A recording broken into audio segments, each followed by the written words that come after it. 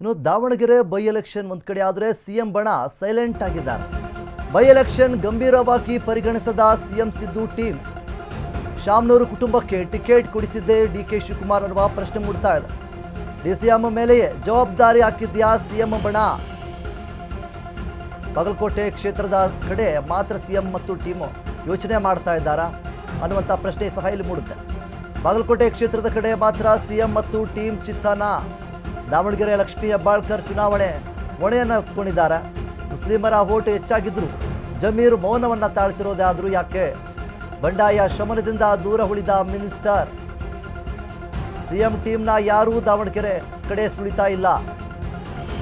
ಬಾಗಲಕೋಟೆಯಲ್ಲಿ ಸತೀಶ್ ಜಾರಕಿಹೊಳಿ ಠಿಕಾಣಿಯನ್ನು ಹೂಡಿದ್ದಾರೆ. ಇನ್ನು ದಾವಣಗೆರೆ ರಿಸಲ್ಟ್ ವ್ಯತಿರಿಕ್ತವಾದರೆ ಡಿಕೆಶಿ ಹೆಗಲಿಗೆ ಬರುತ್ತೆ.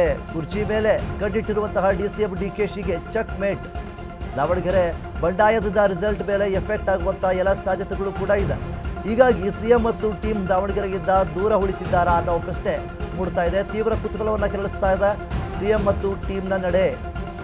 ಇನ್ನು ದಾವಣಗೆರೆ ಬೈ ಎಲೆಕ್ಷನ್ಗೆ ಸಂಬಂಧಪಟ್ಟ ಹಾಗೆ ಈಗಾಗಲೇ ಸಿಎಂ ಸಿದ್ದರಾಮಯ್ಯನವರು ಬಾಗಲಕೋಟೆ ಕ್ಷೇತ್ರಕ್ಕೆ ಮಾತ್ರ ಏನು ಒಂದು ಚಿತ್ತವನ್ನೇ ವಹಿಸ್ತಾ ಇದ್ದಾರೆ. ಆದರೆ ದಾವಣಗೆರೆ ಕ್ಷೇತ್ರದಲ್ಲಿ ಈಗಾಗಲೇ ಲಕ್ಷ್ಮೀ ಹೆಬ್ಬಾಳ್ಕರ್ ಅವರನ್ನು ಏನು ಉಸ್ತುವಾರಿಯಾಗಿ ಆ ಒಂದು ಕ್ಷೇತ್ರದಲ್ಲಿ ಕಾಂಗ್ರೆಸ್ ಪಕ್ಷದ ಉಸ್ತುವಾರಿಯಾಗಿ ಎಲ್ಲವನ್ನ ನೋಡ್ಕೊಳ್ಳೋದಕ್ಕೆ ಒಂದು ಜವಾಬ್ದಾರಿಯೊಂದನ್ನು ಏನು ಕೊಟ್ಟಿದ್ದಾರೆ.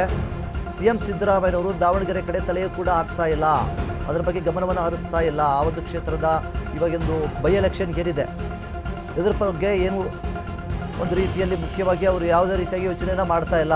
ಬಾಗಲಕೋಟೆಯ ಬಗ್ಗೆ ಮಾತ್ರ ಚಿತ್ತ ನಡೆಸ್ತಾ ಇದ್ದಾರೆ. ಇನ್ನೊಂದು ಕಡೆ ಡಿಸಿಎಂ ಡಿಕೆ ಶಿವಕುಮಾರ್ ಅವರಿಗೆ ಒಂದು ಚೆಕ್ಮೇಟನ್ನು ಇಡ್ತಾ ಇದ್ದಾರಾ ಸಿಎಂ ಸಿದ್ದರಾಮಯ್ಯವರು ಅನ್ನುವಂತಹ ಪ್ರಶ್ನೆಗಳು ಸಹ ಇಲ್ಲಿ ಮೂಡುತ್ತೆ.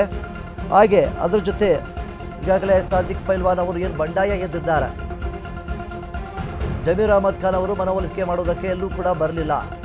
ಹಾಗಾದರೆ ಜಮೀರ್ ಅಹಮದ್ ಖಾನ್ ಅವರು ಇಲ್ಲಿ ಸಾದಿಕ್ ಪೈಲ್ವಾನ್ ಅವರ ಗೆಲುವಿಗೆ ಕಾಯ್ತಾ ಇದ್ದಾರಾ ಅನ್ನುವಂಥದ್ದು ಕೂಡ ಒಂದು ಕಡೆ ನೋಡ್ಬೋದು. ಇನ್ನೊಂದು ಸಮರ್ಥ್ ಅವರು ಈಗಾಗಲೇ ಏನು ಟಿಕೆಟ್ ಸಿಕ್ಕಿದೆ ಸಮರ್ಥ್ ಅವರಿಗೆ, ಇದರಿಂದ ಜಮೀರ್ ಅಹಮದ್ ಅವರು ಬಂಡಾಯ ಈಗ ಯಾರು ಎತ್ತಿದ್ದಾರೆ ಸಾದಿಕ್ ಪೈಲ್ವಾನ್ ಅವರು ಅವರೇ ಗೆಲ್ಲಲಿ, ಅವರು ಚುನಾವಣೆಯಲ್ಲಿ ಗೆಲ್ಲಲಿ ಅನ್ನುವಂಥ ನಿಟ್ಟಿನಲ್ಲಿ ಜಮೀರ್ ಅಹಮದ್ ಅವರು ಏನೂ ಮಾತನಾಡದೆ ಸುಮ್ಮನಾಗಿದ್ದಾರೆ ಅನ್ನುವಂತಹ ಪ್ರಶ್ನೆಗಳು ಸಹ ಇಲ್ಲಿ ಬಿಡುತ್ತೆ. ಇನ್ನೊಂದು ಕಡೆ ಕುರ್ಚಿ ಮೇಲೆ ಕಣ್ಣಿಟ್ಟಿರುವಂತಹ ಡಿಸಿಎಂ ಡಿಕೆಗೆ ಸಿಎಂ ಸಿದ್ದರಾಮಯ್ಯವರು ಇಲ್ಲಿ ಚೆಕ್ಮೇಟನ್ನು ಇಡ್ತಿದ್ದಾರಾ? ದಾವಣಗೆರೆ ಬಂಡಾಯದಿಂದ ರಿಸಲ್ಟ್ ಮೇಲೆ ಎಫೆಕ್ಟ್ ಬೀಳುವಂತಹ ಸಾಧ್ಯತೆಗಳು ಕೂಡ ಇದೆ. ಹೀಗಾಗಿ ಸಿಎಂ ಮತ್ತು ಟೀಮು ದಾವಣಗೆರೆಯಿಂದ ದೂರ ಉಳಿತಾ ಇದ್ದಾರಾ ಅನ್ನುವಂತಹ ಪ್ರಶ್ನೆಗಳು ಸಹ ಇಲ್ಲಿ ಮೂಡುತ್ತೆ. ಈಗಾಗಲೇ ದಾವಣಗೆರೆ ಬೈ ಎಲೆಕ್ಷನ್ ಈ ಒಂದು ಕ್ಷೇತ್ರದಲ್ಲಿ ಮುಖ್ಯವಾಗಿ ಸಿಎಂ ಸಿದ್ದರಾಮಯ್ಯನವರು ಇದರಿಂದ ದೂರ ಉಳಿತಾ ಇದ್ದಾರಾ ಅನ್ನುವಂತಹ ಪ್ರಶ್ನೆ ಸಹ ಮೂಡುತ್ತೆ. ಯಾಕೆಂದರೆ ಬಾಗಲಕೋಟೆಯಲ್ಲಿ ಏನು ಒಂದು ಬೈ ಎಲೆಕ್ಷನ್ ಇದೆ ಅದರ ಬಗ್ಗೆ ಚಿತ್ತವನ್ನು ಹರಿಸ್ತಾ ಇದ್ದಾರೆ. ದಾವಣಗೆರೆಯಲ್ಲಿ ಲಕ್ಷ್ಮೀ ಹೆಬ್ಬಾಳ್ಕರ್ ಅವರ ಏನು ಒಂದು ಉಸ್ತುವಾರಿಯನ್ನು ವಹಿಸಿಕೊಂಡಿದ್ದಾರೆ, ಅಂದರೆ ಒಂದು ಜವಾಬ್ದಾರಿಯನ್ನು ತೆಗೆದುಕೊಂಡಿದ್ದಾರೆ, ಅವರಿಗೆ ಬಿಟ್ಟಿದ್ದು ಅನ್ನುವಂಥ ರೀತಿಯಲ್ಲಿ ಸಿಎಂ ಸುಮ್ಮನಾಗಿದ್ದಾರಾ? ಒಂದು ಕಡೆಯಿಂದ ನಾವು ನೋಡೋದಾದರೆ ಸಿಎಂ ಮತ್ತು ಅವರ ಟೀಮ್ ಏನಿದೆ ಬಾಗಲಕೋಟೆಗೆ ಜಾಸ್ತಿ ಒಂದು ಆದ್ಯತೆ ಆಗಿರ್ಬೋದು, ಅದರ ಬಗ್ಗೆ ಯೋಚನೆಯೊಂದನ್ನು ಮಾಡ್ತಾ ಇದೆ.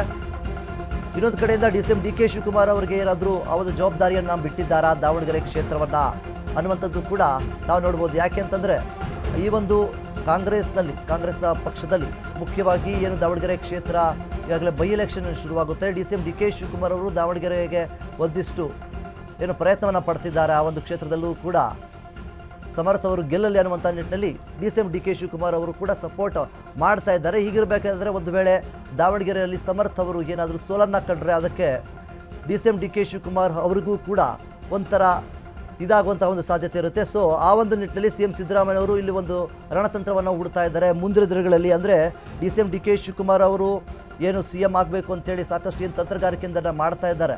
ಅದಕ್ಕೆ ಸಂಬಂಧಪಟ್ಟ ಹಾಗೆ ಈಗ ಸಿಎಂ ಸಿದ್ದರಾಮಯ್ಯ ಅವರು ಇಲ್ಲಿ ತಂತ್ರಗಾರಿಕೆಯನ್ನು ಹೂಡಿರುವಂಥದ್ದು.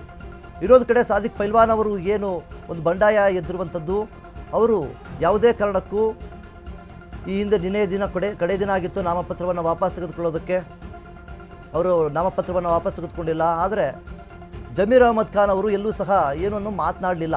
ಏನು ಸಾದಿಕ್ ಪೈಲ್ವಾನ್ ಅವರ ಬಗ್ಗೆ ಆಗಿರ್ಬೋದು, ನಾಮಪತ್ರವನ್ನು ಹಿಂಪಡೆಯೋದ್ರ ಬಗ್ಗೆ ಆಗಿರ್ಬೋದು, ಬಂದು ಮನವೊಲಿಕೆ ಕೂಡ ಮಾಡಲಿಲ್ಲ ಅನ್ನುವಂಥದ್ದು ಸಾಕಷ್ಟು ಚರ್ಚೆಗಳು ಕೂಡ ಆಗ್ತಾ ಇದೆ.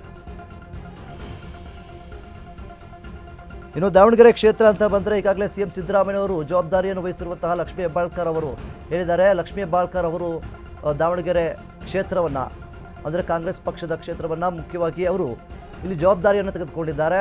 ಇನ್ನು ಸತೀಶ್ ಜಾರಕಿಹೊಳಿ ಅವರು ಬಾಗಲಕೋಟೆಯ ಒಂದು ಜವಾಬ್ದಾರಿಯನ್ನು ತೆಗೆದುಕೊಂಡಿರುವಂಥದ್ದು. ಈಗ CM ಸಿದ್ದರಾಮಯ್ಯವರು ಬಾಗಲಕೋಟೆಗೆ ಏನೆಲ್ಲ ಒಂದು ಆದ್ಯತೆ ಆಗಿರ್ಬೋದು ಅದರ ಬಗ್ಗೆ ಯೋಚನೆಯನ್ನು ಮಾಡ್ತಾ ಇದ್ದಾರೆ.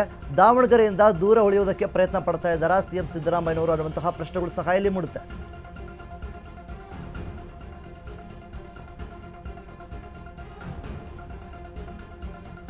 ಇನ್ನು ಒಂದು ಕಡೆ ಶಾಮನೂರು ಕುಟುಂಬಕ್ಕೆ ಟಿಕೆಟ್ ಕೊಡಿಸಿರುವಂಥದ್ದೇ DK ಶಿವಕುಮಾರ್ ಅನ್ನುವಂತಹ ಮಾತುಗಳು ಕೂಡ ಕೇಳಿಬರ್ತಾ ಇದೆ. ಬಾಗಲಕೋಟೆ ಕ್ಷೇತ್ರದ ಕಡೆ CM ಸಿದ್ದರಾಮಯ್ಯವರು ಮಾತ್ರ ಇಲ್ಲಿ ಅವರ ಒಂದು ಯೋಚನೆಯನ್ನು ಮಾಡ್ತಾ ಇದ್ದಾರೆ. ದಾವಣಗೆರೆಯಿಂದ ದೂರ ಉಳಿಯುವುದಕ್ಕೆ ಪ್ರಯತ್ನವನ್ನು ಪಡ್ತಾ ಇದ್ದಾರಾ ಅನ್ನುವಂತಹ ಪ್ರಶ್ನೆಗಳು ಸಹ ಇಲ್ಲಿ ಬಿಡುತ್ತೆ. ದಾವಣಗೆರೆಗೆ ಈಗಾಗಲೇ ಲಕ್ಷ್ಮೀ ಹೆಬ್ಬಾಳ್ಕರ್ ಅವರು ಚುನಾವಣೆ ಹೊಣೆಯನ್ನು ಹೊತ್ಕೊಂಡಿದ್ದಾರೆ. ಮುಸ್ಲಿಮರ ಓಟು ಹೆಚ್ಚಾಗಿರುವ ಒಂದು ಕಾರಣದಿಂದಾಗಿ ಜಮೀರು ಮೌನವಾಗಿದ್ದಾರೆ. ಈ ಬಾರಿ ಸಾದಿಕ್ ಪೈಲ್ವಾನ್ ಅವರು ಗೆಲ್ಲಬಹುದು ಅನ್ನುವಂತಹ ನಿಟ್ಟಿನಲ್ಲಿ ಜಮೀರ್ ಅಹಮದ್ ಅವರು ಕೂಡ ಮೌನವನ್ನು ತಾಳ್ತಾ ಇದ್ದಾರೆ. ಬಂಡಾಯ ಶಮನದಿಂದ ದೂರ ಉಳಿತಾ ಇದ್ದಾರೆ ಜಮೀರ್ ಅಹಮದ್ ಅವರು.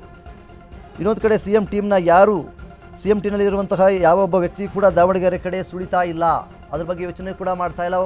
ಕೇವಲ ಇಲ್ಲಿ ಬಾಗಲಕೋಟೆ ಕ್ಷೇತ್ರದ ಬಗ್ಗೆ ಮಾತ್ರ ಇವರು ಪ್ಲ್ಯಾನ್ಗಳನ್ನು ಮಾಡ್ತಾ ಇದ್ದಾರೆ.